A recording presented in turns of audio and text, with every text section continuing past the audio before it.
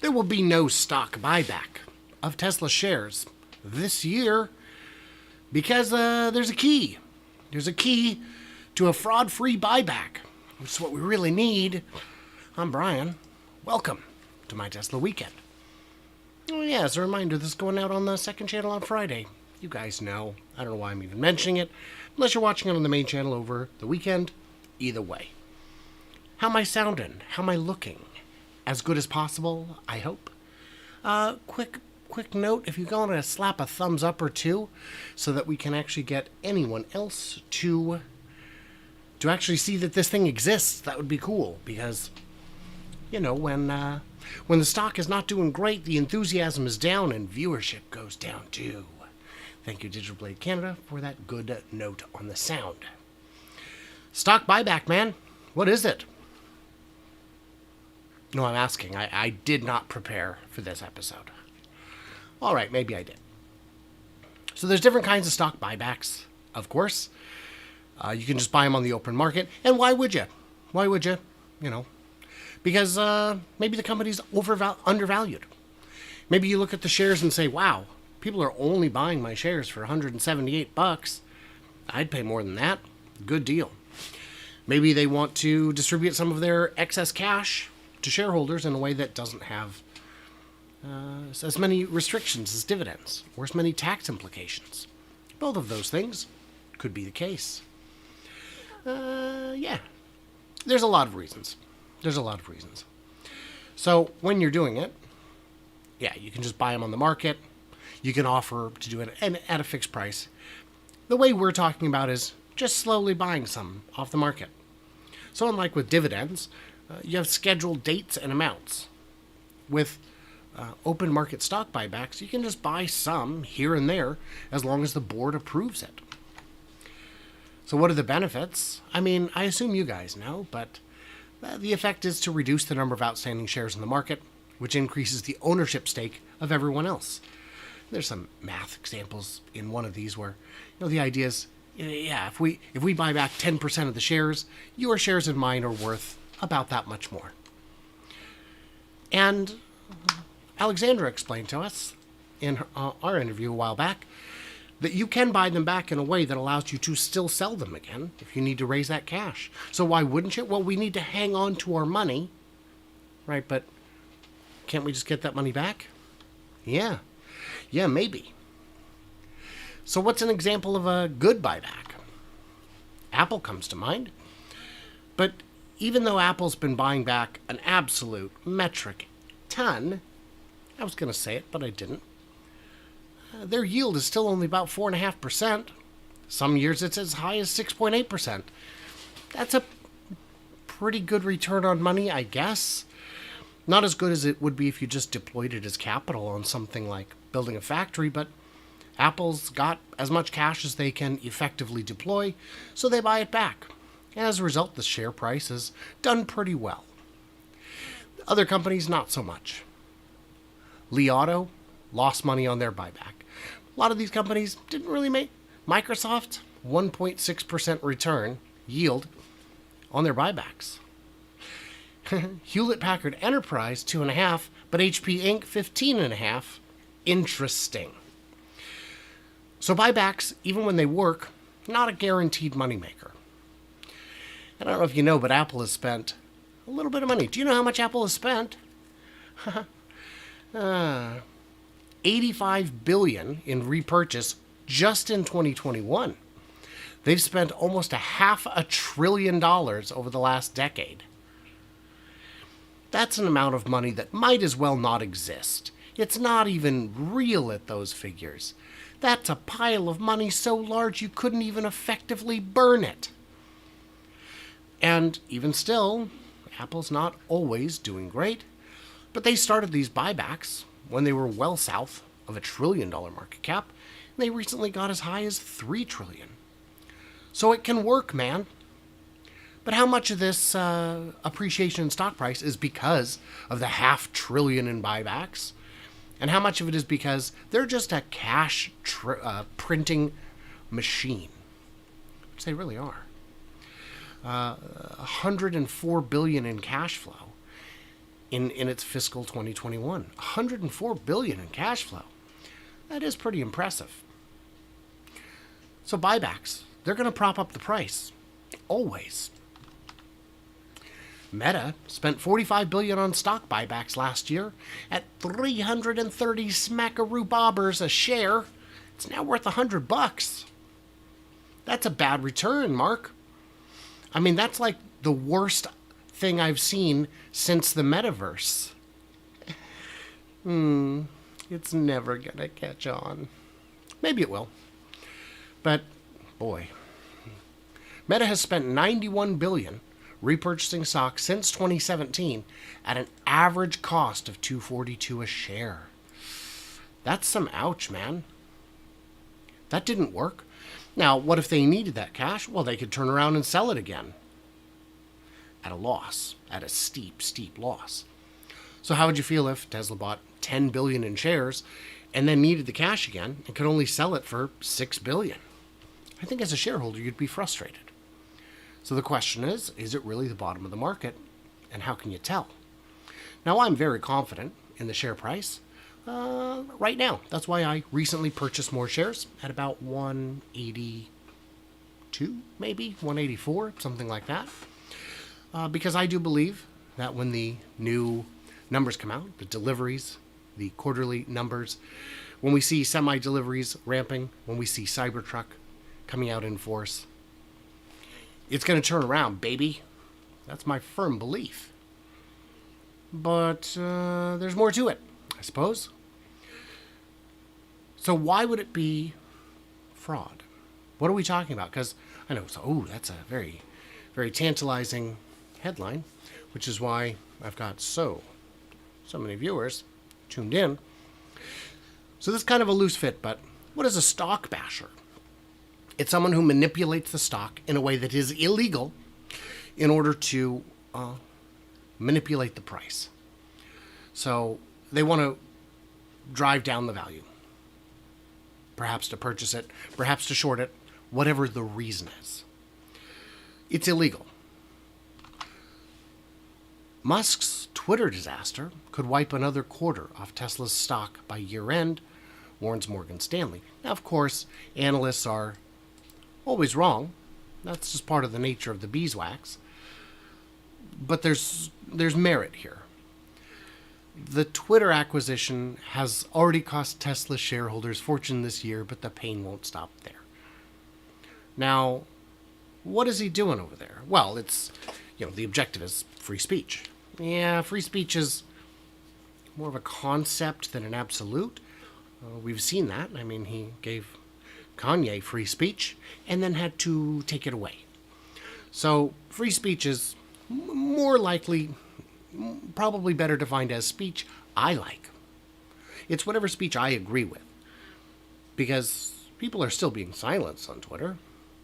The big objectives we saw was, he said, I'm going to buy Twitter because I'm going to clean up the bots and I'm going to monetize it in ways that are improved. And if I can do those two things, well, here we are. The bots have gone nowhere, and the monetization is on the wrong track. The $8 Twitter Blue is still only available through an iPhone.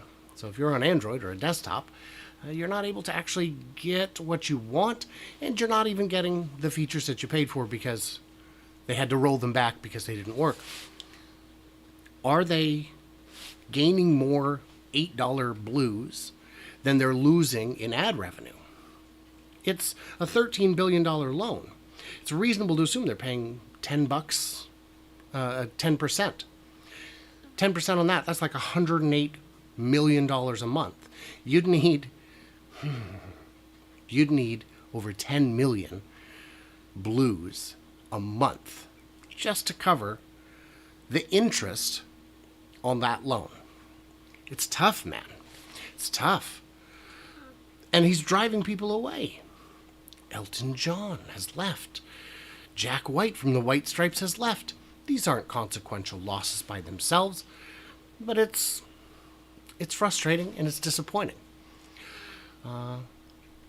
They're doing the actions over at Twitter are to some extent overflowing onto Tesla.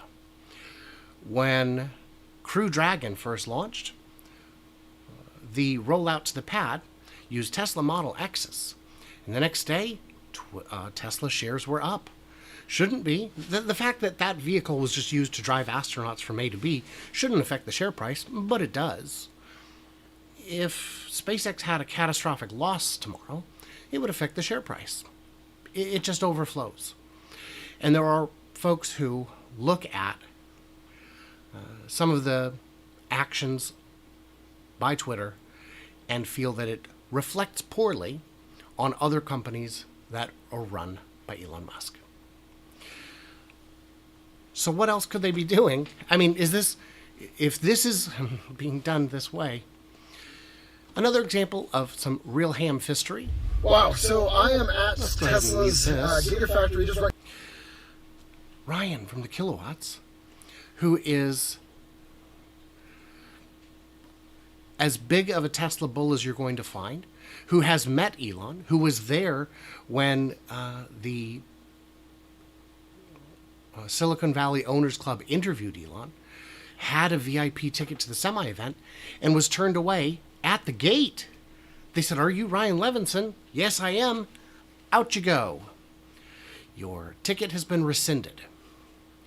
So that's a real head scratcher. That's a real head scratcher. And he wasn't alone.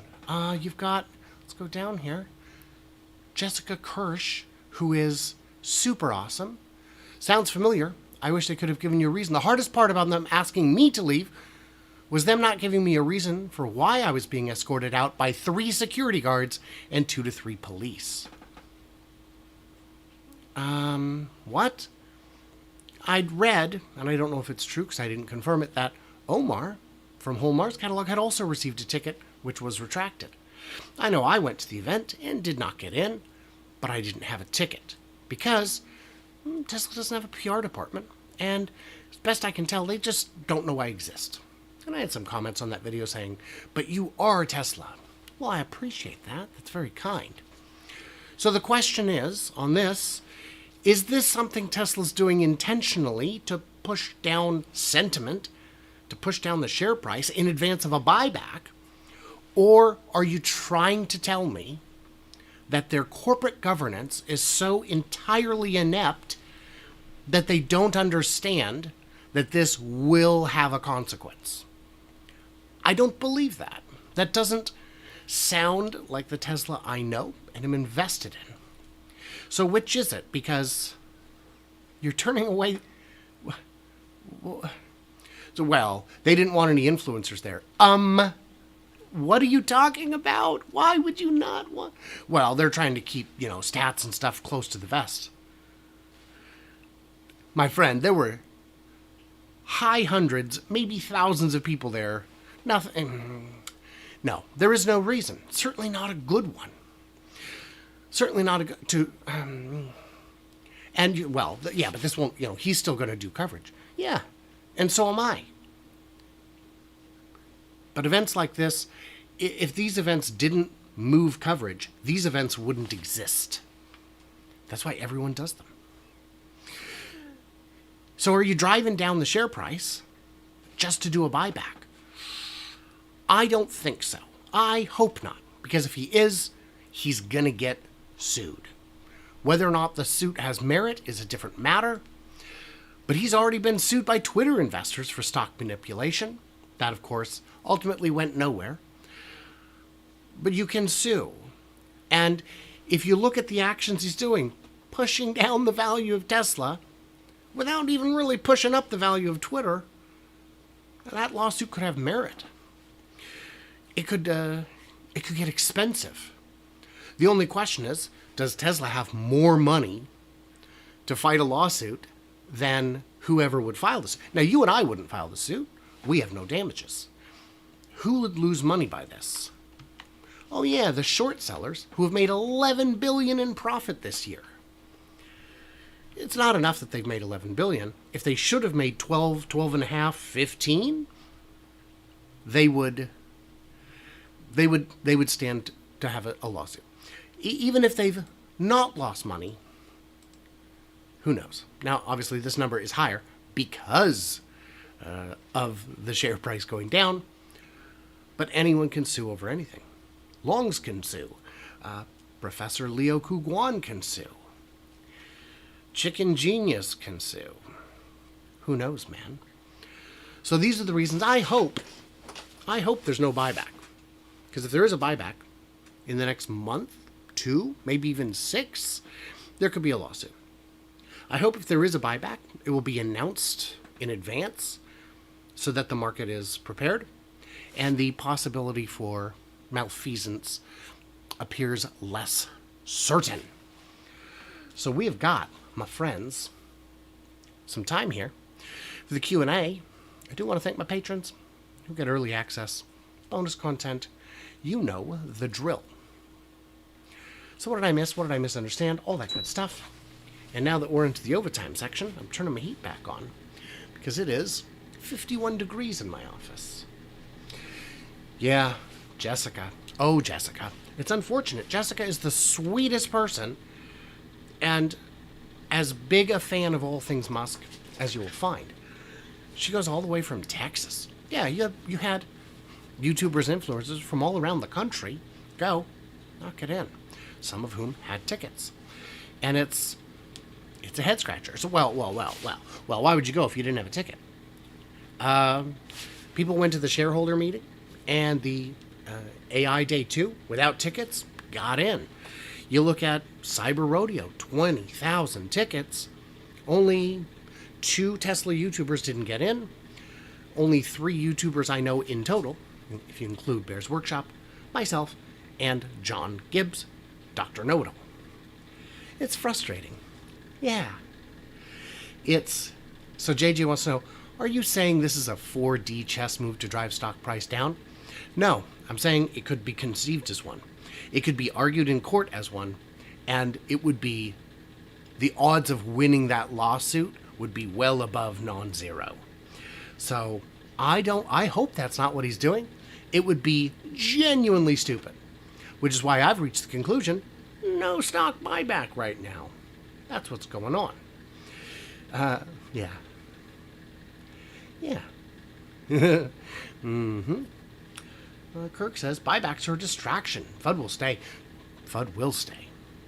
Tesla will say Tesla is falling and pumping the stock, which is what these investors are asking for. The stock will most likely fall even further. Yeah, maybe.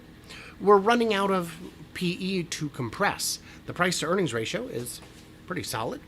And every 3 months, more earnings come out. And unless the earnings turn around, unless things get bad financially, the price to earnings ratio will continue to compress. It's already, half of what Amazon's price to earnings ratio is? And no one's arguing that Amazon is failing. Well, no credible person is arguing that Amazon is failing. Yeah, doesn't make sense to turn those people away. I've read a bunch of reasons why maybe they would. Let's do this. Well, maybe they didn't have space. I guess they did. It's a big place. So I think there were, again, lots and lots of people there. Why would they... The real reason, I think, is because they don't have a PR department, and they don't know who's who, and they don't think about these things. And increasingly, it appears that Elon doesn't have people around him to talk sense into him when he does things that don't necessarily make sense. Digital Blade Cannon? Well, sure, but I always hope JJ shows up to friendly troll. Yeah, I don't mind JJ's friendly trolling. He does all right. 51. 51? I don't know what 51 is. What is my opinion of the $1.3 billion stock buyback by Uncle Sam to Nikola? I don't know what that is. Yeah. I don't know what that is. Is that what they're doing? Is they're buying stock? I'm puzzled by how it looks on the exterior. I would love some answers. My horoscope hasn't answered. Yeah. They didn't have a space for Brian. He's quite small. By volume, I'm quite large. So maybe that's it. Maybe they're like, hey, I've been to those parties before. Sorry, no fatties. I actually don't think I have been to those parties, but I've heard they exist. If Mr. Musk is a genius, and he seems to be, there may be a reason for the turnaway that may be hard to understand. Yeah, maybe. Maybe. I don't know what it would be, though.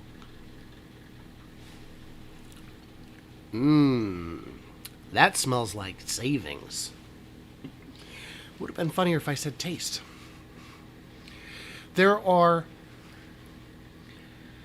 It's fun to watch the videos about the semi since the event.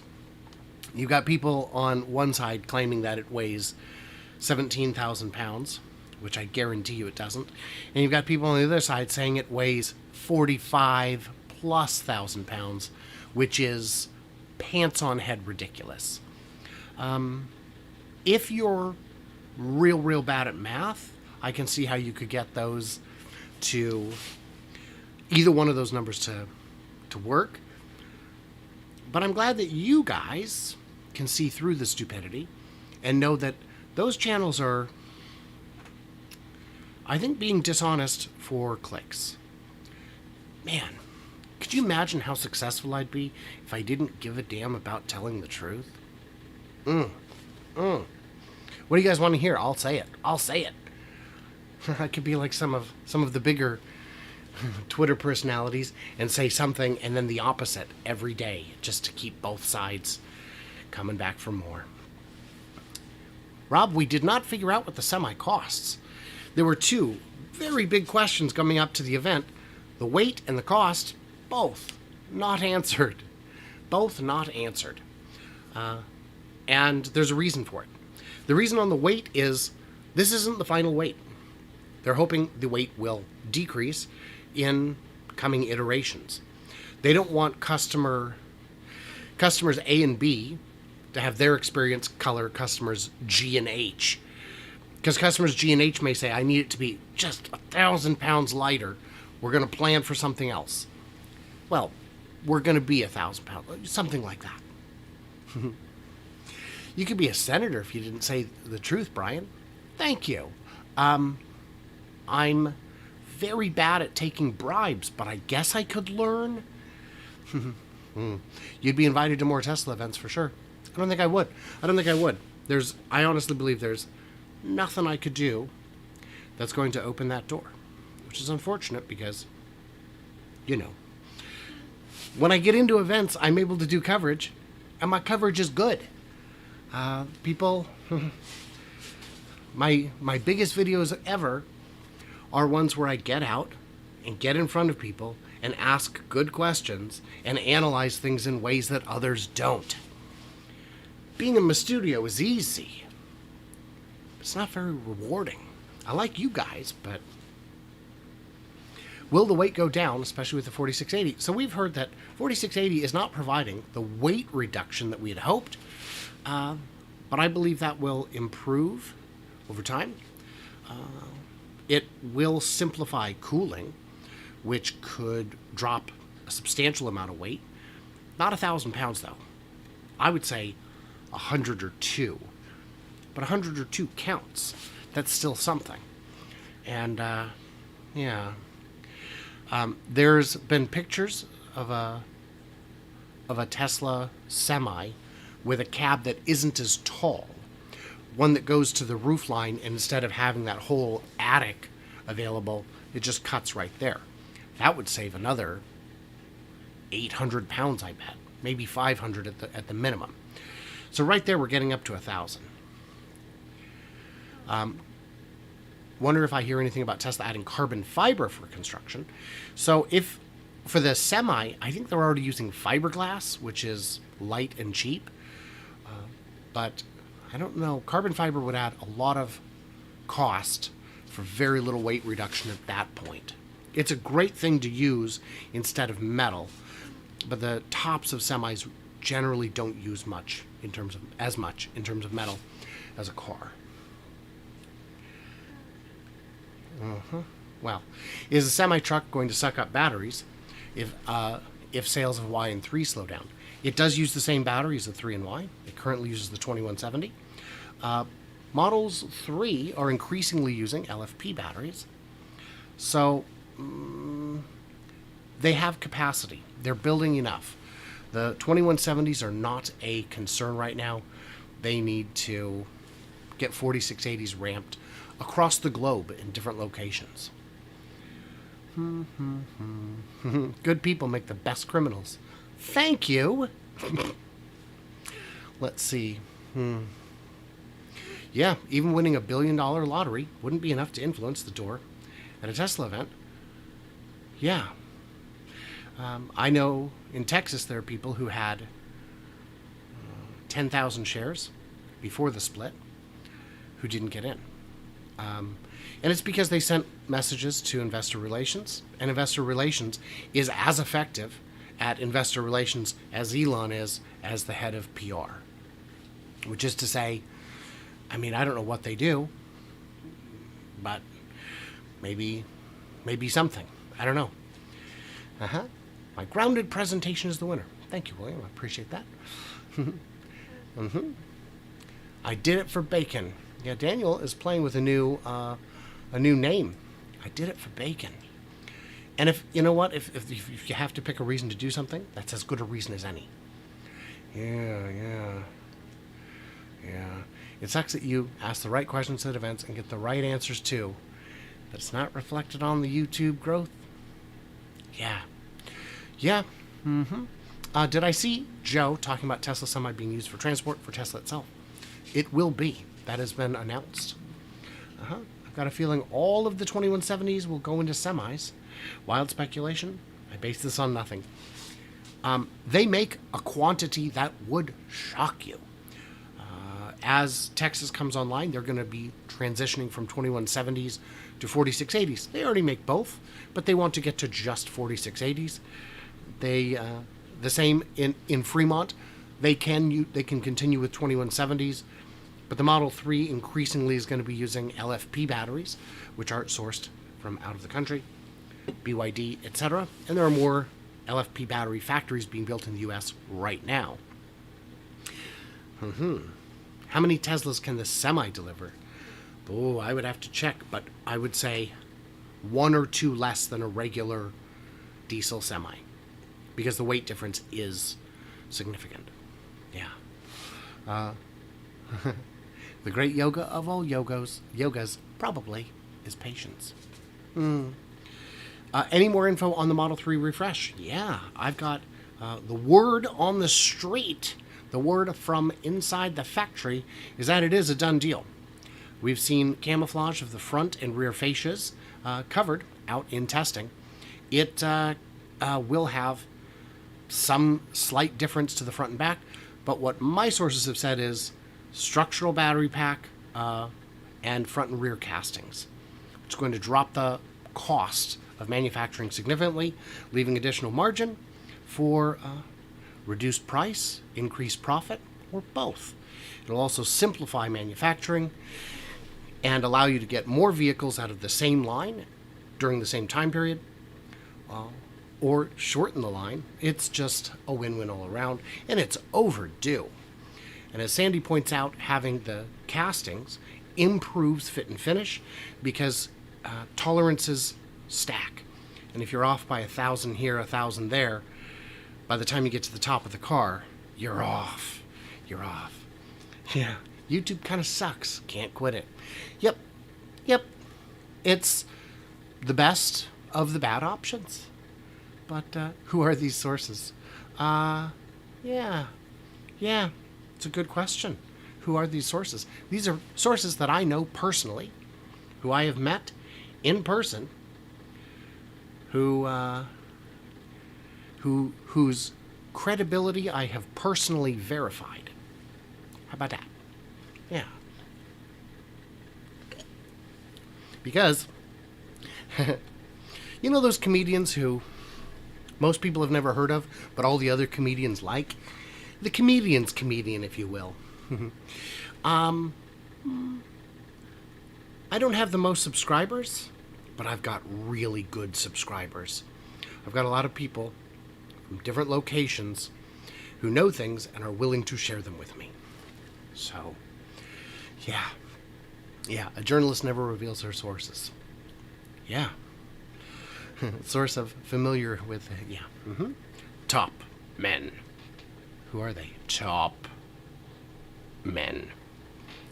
Yeah, it's taking on a whole new meaning these days. All right, so what did I miss or misunderstand? I'll hang out another minute and a half-ish if there's any last-second questions. But, yeah, stay tuned. All that. Who knows, man? This is all... It's cold. I'm freezing. All right. Thank you, guys. And we'll see you soon.